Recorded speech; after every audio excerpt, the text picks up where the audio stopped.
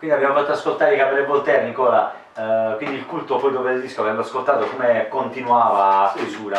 Diciamo che poi... Te lo ripulivi, insomma, lo ripulivi, diciamo, dalla polvere, un po' maniacale. Eh.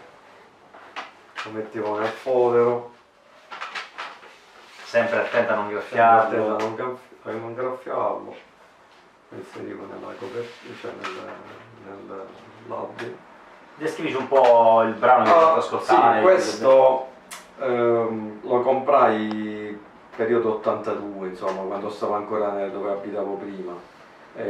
Questo io già seguivo delle recensioni. Questo si può dire che loro fanno parte di quella corrente che dicevo prima dell'Industrial, che iniziò con i Trombin Cristo, che però erano molto più radicali, mentre i Cabaret Voltaire già mischiavano un po' di elettronica, un po' ipnotica, un po' meno umoristica rispetto ai Trombin Cristo che hanno iniziato il genere.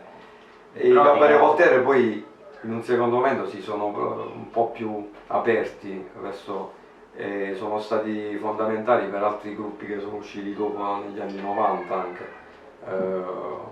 tipo, che ne so, gruppi tipo EBM o l'elettronica un po' più ritmata, sì. Sì. Mentre questi album, i primi album, erano proprio fondamentali proprio per quel tipo di new wave elettronica un po' fatta con strumenti un po' particolari, tipo nastri preregistrati, loop costruiti, filtrati attraverso sintetizzatori. All'epoca poi Johnny Rotten fece un cambiamento, Johnny Rotten dei Sex Pistols, cioè sciolse il gruppo e fondò un gruppo che si chiama Public Image Limited, che lui proprio si voleva proprio allontanare proprio dalla forma rock e voleva intraprendere un discorso sperimentale. Infatti Second Edition, che è il loro secondo album, mischiava anche sonorità dub con brani anche ritmati, però e mischiava anche noise, voce malata, insomma era Public Image. Poi sono stati un gruppo poi seminale, i PIL, non meglio conosciuti come i PIL, di John Lydon. I PIL, e John Lydon era un personaggio particolare. Johnny Rotten era il nome d'arte quando era nei Sex Pistols, poi e poi si lo trasformò in John Lydon, che è tuttora molto suono. E lui anche nei concerti certe volte lui si metteva di spalle di fronte al pubblico, proprio perché lui voleva proprio non avere l'immagine più assoluto. Diciamo che non voleva proprio avere a che fare proprio col mondo proprio del rock, cioè voleva proprio fare un salto verso proprio la non immagine, ecco perché Public Image Limited. Infatti, prima avevi detto anche che i Cabaret Voltaire avevano qualcosa di ipnotico. Sì. Mi ricordo di ipnotico c'erano anche i Cocteau Twins o i Thompson Twins, una band che era ipnotici. Esatto, i Cocteau Twins, quello è un altro genere che poi subentrò dopo il post-punk. C'era la 4D che i primi anni 80, sì, diciamo, era l'etichetta di Bauhaus pure, e in realtà poi la 4D diciamo che mise sotto contratto questi nuovi gruppi tipo i Cocteau Twins, Dead Can Dance, che erano orientati verso sonorità un po' più eteree, infatti loro possono dire che hanno anticipato i Cocteau Twins il dream pop, sonorità molto sempre legati. Mi sono dimenticato di accennare Siouxsie and the Banshees, che è un gruppo dark per eccellenza, e questi gruppi tipo Cocteau Twins prendevano un po' da Siouxsie, però facevano un discorso molto più etereo, molto più con sonorità esoteriche, molto chitarre sognanti filtrate attraverso il sintetizzatore. E poi i Dead Can Dance, che erano australiani, sono stati uno dei gruppi fondamentali. Quindi diciamo, riepilogando un po' le band che hanno caratterizzato il post-punk, facciamo una carrellata veloce, band che hanno iniziato col post-punk per arrivare poi alla new wave e arrivare all'elettronica. Le band più significative, anche parliamo citando anche qualche band commerciale, magari qualcosa la ricordi tu, qualcosa la ricordi E anche io? negli anni 80 poi si sviluppò tutte le vari generi anche commerciali, tipo il technopop, tipo Citiamo un po' di la band, dance. qualche band ecco, conosciuta, parlando del post-punk, come abbiamo detto prima, i Joy Division, i Sux and Benji. Per esempio i primi U2, per esempio, loro i primi album, October, quindi gli U2, i Sux and Benji. Sux and Banshees, Wire, Joy Division, Nico and the Bunnymen che mischiavano anche la psichedelia. Poi arrivando poi alla New Wave che c'era più? C'erano i Magazine, c'erano Gli Ultravox, diciamo post John Fox con Mijur. Un'altra band che poi il cantante andò, che iniziò la carriera da solista, non mi ricordo il nome, vabbè, poi ci verrà. Quindi poi ce n'erano molti, poi si arrivò anche a c'erano i Sound, per esempio, Simple Minds, c'erano i Simple Minds i Simple Minds per esempio è stato uno dei miei gruppi preferiti di quel periodo, perché presi New Gold Dream, che è il loro album fondamentale, vale la pena citare Simple Minds. E poi però loro venivano da un periodo anche di album sperimentali, i primi album. Io sapevo che anche il cantante dei Cure, ci sono stati il periodo dark della trilogia, quindi che ho accennato un po' all'inizio. Sapevo che il cantante dei Cure suonava anche con i Suxi in tournée, e anche in un album di Suxi sono Robert Smith, insomma, suonava poi ci sono avuti anche il periodo New Wave con gli Smiths, poi mischiavano un po' il rockabilly con la New Wave, gli Smiths, e poi queste miscelanze un po' c'erano i Rem americani, che all'inizio facevano musica un po' più commerciale, poi i Mission, che erano una deriva dei System Mercy, che era un altro gruppo d'arte di quel periodo. Perché è importante ce ne sono parecchi, capito? Ecco perché prima ti ho detto ce ne sono talmente tanti, comunque è bello citare. Infatti questo libro che presi, c'erano gli Adam e the Ants, per esempio. Tu sfogliando parla, di qualche nome, c'erano per esempio un altro gruppo sperimentale, i Clock DVA, c'erano i Modern English, per esempio. Una bella carrellata, ma proprio, vabbè, poi ho citato prima i Japan di David Sylvian, poi non so, c'erano in Germania, poi nacquero gli Esterzund di Neubade, che era un gruppo in esatto, che di Blixabal, Nick Neve e Bad Seeds, che erano australiani, che poi stiamo facendo la risposta. C'erano i Fall, per esempio. Differenza tra musica e passare anche la musica italiana, l'importanza del disco e dell'ascolto all'epoca rispetto alla nuova generazione, quindi quali sono le differenze dell'epoca di adesso? Qualcosa già l'ho accennato all'inizio della trasmissione, perché come dicevo all'inizio della trasmissione, prima il vinile era importante perché non c'era il supporto del CD, non c'era la tecnologia che poi man mano è andata avanti fino a internet, perché poi internet è stato, si può dire, la rivoluzione totale, l'appiattimento della musica, forse sì, la vendita della musica in generale. In un certo senso sì, la musica, il cinema è andato poi, perché io premetto che per me la musica era legata anche al cinema, cioè mi spiego meglio, cioè in quel periodo che io ascoltavo questi generi anche underground, vedevo anche, lo collegavo anche al cinema, perché secondo me il cinema è un'altra forma d'arte, che poi ne parleremo, qualche puntata poi l'accenneremo, insomma. E come dicevo prima, c'era solo il supporto del vinile, quindi quando si entrava in un negozio di dischi e si sceglieva, c'erano solo le riviste musicali che parlavano del disco, però in maniera soggettiva, cioè c'era il critico che parlava del disco, mentre tu entravi nel negozio, prendevi il disco, neanche stavano alcuni che te lo facevano ascoltare, altri invece no. Certo. Quindi lo prendevi, certe volte lo prendevi a scatola chiusa, venivi a casa, sentivi, ti dava quell'emozione che irripetibile ai tempi ogni cosa. perché con internet soprattutto, Poi c'è stato, vabbè, il CD, poi c'è stato un miglioramento anche del suono e tutto il resto, perché il CD poi eliminava il fruscio del vinile, anche se poi perdevi la magia in un certo si perdeva il calore del disco, il calore del suono, dei bassi, del suono, perché non si sente anche la puntina che poi oggi c'era tra i vari solchi del vinile, cioè si sentiva cioè diciamo, anche quando si registravano le cassette. Ricorda Antonio quante cassette abbiamo registrato?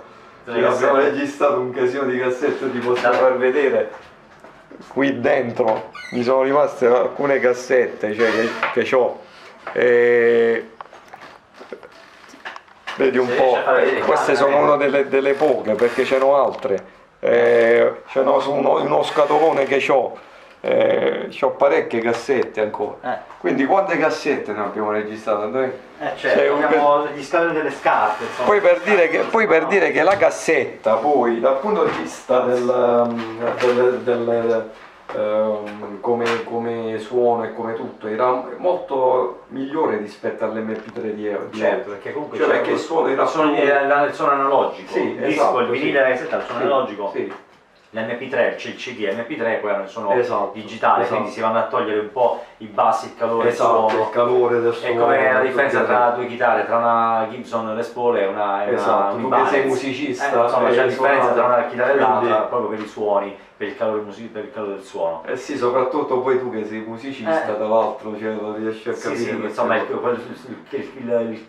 calore, la corposità del suono non si può avere con l'MP3. Mentre adesso i ragazzi di oggi non possono più, a meno che non stanno quelli che avevano i genitori, che avevano già i vinili in casa. Ma proprio il discorso, la differenza è che prima non si conosceva quello che si acquistavano, perché non leggevi la recensione. No, assolutamente. Questo disco, quest'altro, però tu non sentivi. Adesso una persona mi di comprare un CD, va su internet, si informa, dice anche questo mi piace, me lo compro originale. Esatto. Prima lo compravi, se non ti piaceva te lo rivendevi, oppure se potevi fare il cambio con il negoziante. Quindi i tempi chiaramente sono cambiati, magari viva l'elettronica, viva la tecnologia, viva internet, però per alcune cose ci siamo molto fedeli allo stile alcune sensazioni. Sì. Poi tu tieni presente che prima c'era l'amplificatore, c'era questo po' di strumentazione, c'era il lettore CD, adesso le casse, insomma adesso in qualcosa di tascabile abbiamo tutto quello che Nicola applica. Il masterizzatore audio addirittura,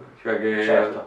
Quindi questo è come se fosse un piccolo studio di registrazione. Il computer si può dire che fa una sintesi, una specie di sintesi, che però è freddo, capito? È freddo. Perché tu vai sul computer, vai su YouTube, metti il brano, 2 secondi, voglio cercare quello. Da un lato è magico, devo dire scopri delle cose perché internet in un certo senso è magico, perché è come se tu ti tuffi nel tuo inconscio in tempo reale, cioè nel senso ti vuoi ricordare un gruppo, che ne so, degli anni 70.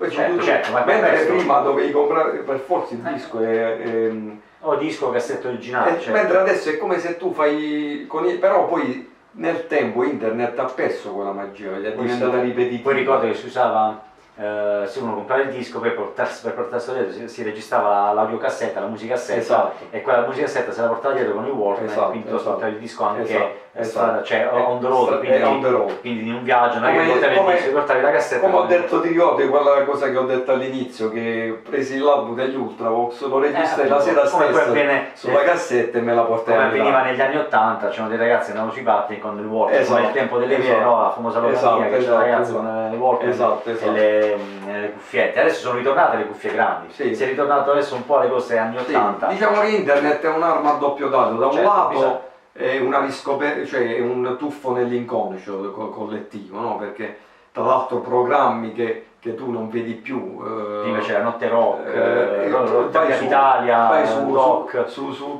vai su internet e lo riesci a trovare. C'era proprio dei programmi c'era Stereodrom, in radio c'era Planet Rock, c'erano dei programmi musicali in TV dedicati alla musica. Adesso ormai anche questo. Mr. Fantasy in televisione, Mr. Fantasy, L'Orecchio Occhio, ma ce n'erano di tutto di più. Disco Ring.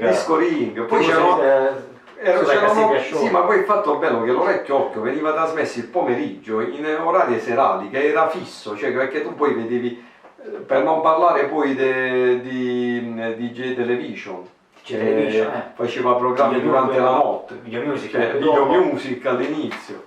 Bene, quindi poi per chiudere abbiamo anche parlato un po' della musica oltreoceano, quindi esterofila se vogliamo dire, però abbiamo anche avuto delle belle realtà anche in Italia, quindi parlando tra realtà di musica punk, new wave, elettronica. Citiamo velocemente le band che hanno caratterizzato. Diciamo che per esempio a Bologna, si può dire che a Bologna inizia il discorso punk wave in Italia, insomma, perché all'epoca c'erano per esempio i Gaz Nevada, i primi Gaz Nevada che poi diventarono new wave e poi in un terzo momento dance addirittura. Molto spartano come disco. Quindi però un po' dalla grafica giapponese, un po' diciamo dei caratteri un po' presi un po' dalla grafica giapponese. Poi abbiamo avuto il punk, qualcosa di punk italiano c'è stato pure? Sì, diciamo che poi vabbè, a parte quel periodo in Abbat c'erano che poi diventavano i CCP, per esempio anche negli anni '80 si può dire che sono stati il gruppo fondamentale di quel periodo in Italia. Perché CCP che poi da lì nacquero i CSI, quindi poi abbiamo avuto gruppi anche, credo, nella zona di Torino, Alessandria, esatto, sono stati. I Lilidance, cioè, era il boom della wave italiana in quel periodo. Però in Italia ci fu qual è la città poi che secondo me è stato proprio, in quel periodo è stato proprio il rinascimento della musica wave italiana? Firenze, perché Firenze, grazie anche a locali che c'erano, il Tenax, quel periodo che assorbiva tutte le tendenze wave dark inglesi, quindi praticamente stavano molte serate, una bella piscina e in quel periodo iniziarono a suonare dei gruppi che poi tra loro hanno anche collaborato. Il fatto bello di Firenze è che i gruppi che sentivano New Wave in quel periodo in Inghilterra, Joy Division, erano accomunati tutti dalla stessa voglia di emergere, cioè di farsi notare. Per portare in Italia qualcosa che anche in Inghilterra, esatto, che mischiava sia sonorità mediterranee con diciamo sonorità prettamente fredde inglesi, New Wave, dark, diciamo del periodo inglese. E i gruppi si può dire storici a Firenze di questa si può dire di nascimento sono stati Litfiba e i Diaframma, che tra l'altro andavano a suonare nello stesso posto, tra l'altro a Via dei Bardi, e suonavano, provavano, facevano le prime incisioni. All'inizio era un discorso così un po' superficiale, amatoriale, però pian piano poi ha preso piede. Perché in Italia c'era ben poco di quel genere, sono stati in un periodo molto di fermento, quindi molto redditizio per loro per poter poi mettere le basi e dare belle storiche. Esatto. C'erano i Neon, i Panko, poi abbiamo avuto di Catania c'erano i De Novo, i Ragazzi. Sì, perché poi l'Ira Record, che in quel periodo di Alberto Pinelli con la moglie diciamo assemblò tutti questi nuovi gruppi e fece un album bellissimo, Catacol Issue, che metteva gli Underground Life, Litfiba, De Novo, Neon, Moda, i Moda di Chimenti. Andrea Era un periodo veramente. E c'è da dire questo. Voce indiscussa di Diaframma, diciamo, Federico Fiumani. No, la voce indiscussa è. Sì, diciamo c'era. La voce indiscussa di Diaframma era.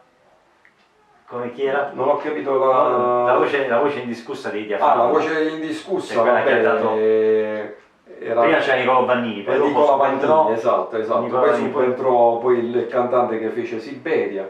Che adesso mi sfugge che adesso si sfugge. Miro Sassolini. Miro Sassolini, che è la voce indiscussa della New Wave italiana, comunque è una voce stupenda. Una voce caratteristica. C'era Federico Fiumani.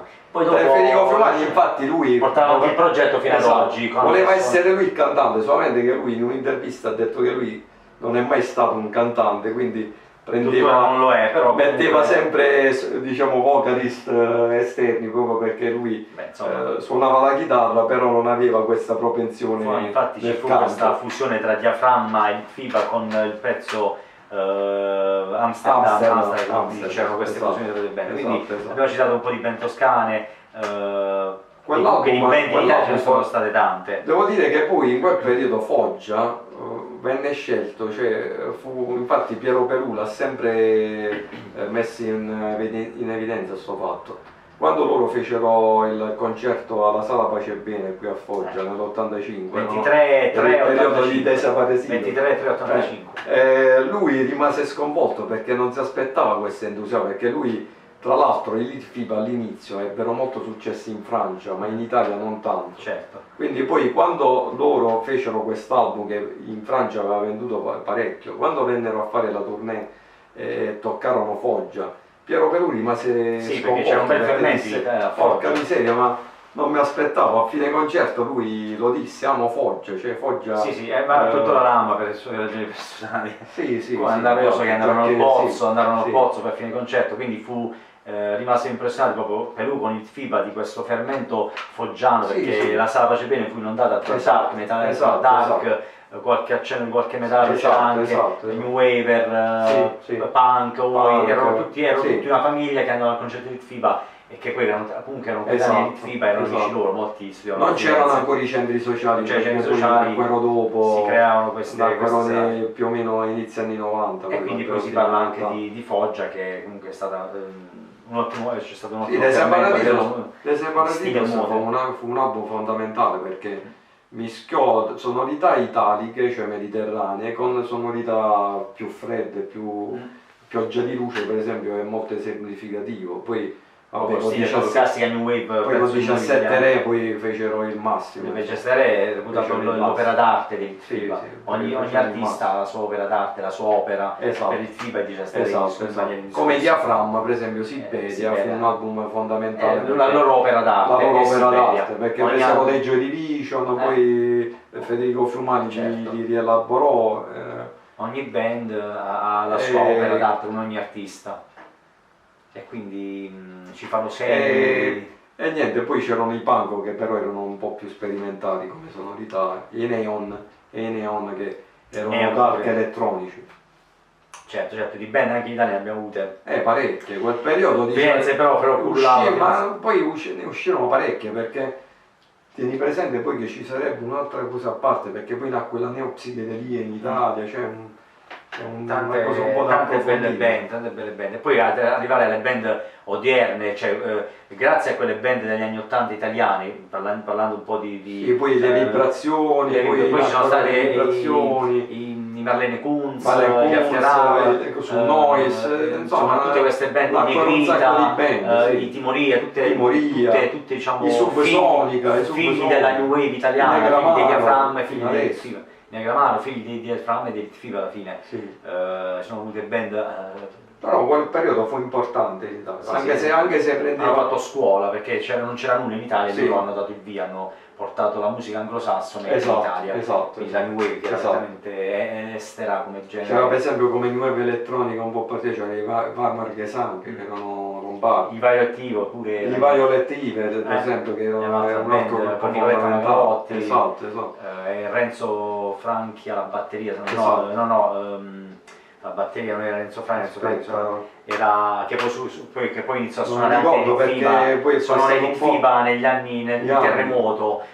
Franco Caforio suonava la batteria nei vari attivi.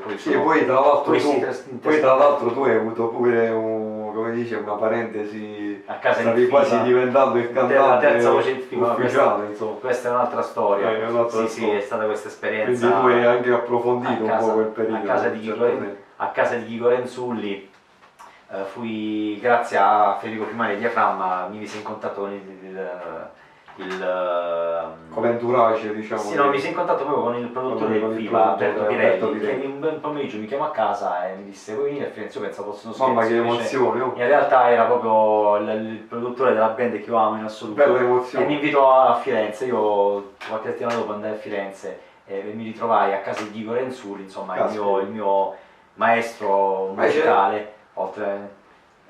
quindi fece questa prova a cantare dei brani inediti che poi non sono stati mai stampati. A casa di Chico nel suo studio, delle foto, insomma, è una cosa mia personale che non dico a tutti. Ti ricordi 2 anni fa quando andammo insieme per il concerto di Diaframma che vi fecero Simperia a San Giovanni Rodò? E c'era quell'episodio che mi avvicinai a Federico Fiumani, ho detto abbiamo la stessa età, ho detto sì, ho detto, ecco, mi ricordo, mi fece un bel complimento, però non li dimostri. Non dimostri mica, certo. Quindi è stata una mia esperienza personale che racconto pochissimo, però. Per me ero emozionato, credo, perché tu vivevi in quel periodo degli anni 80, i Diaframma erano uno dei gruppi poi adesso.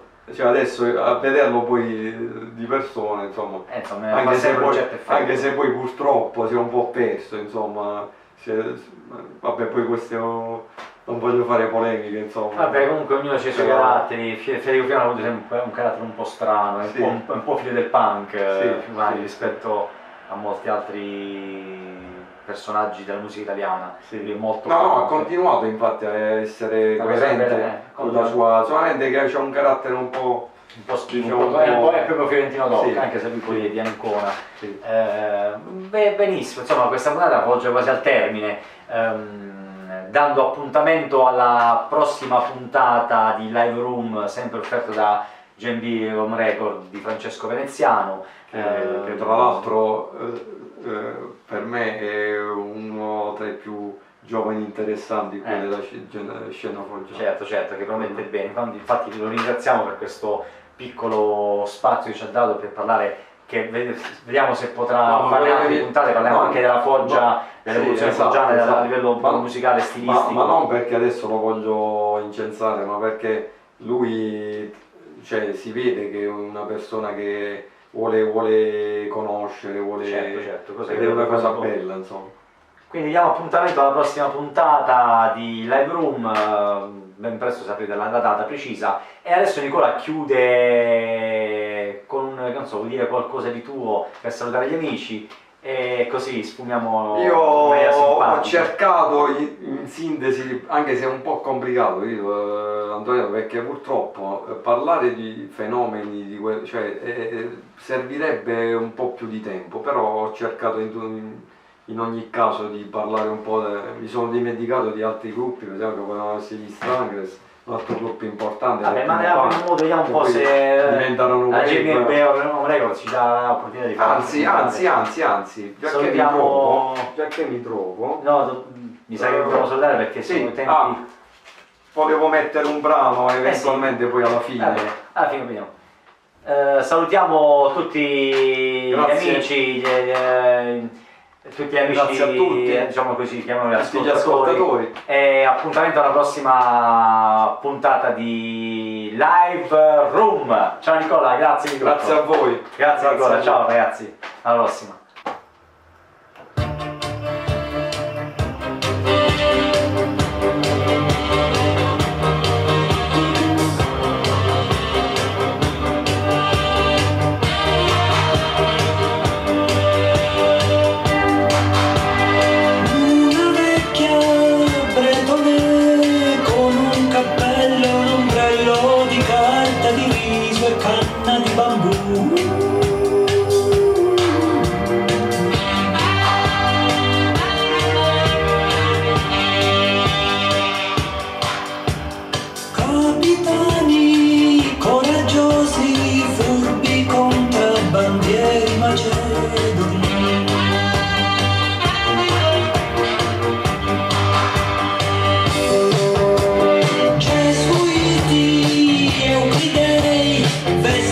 Come dei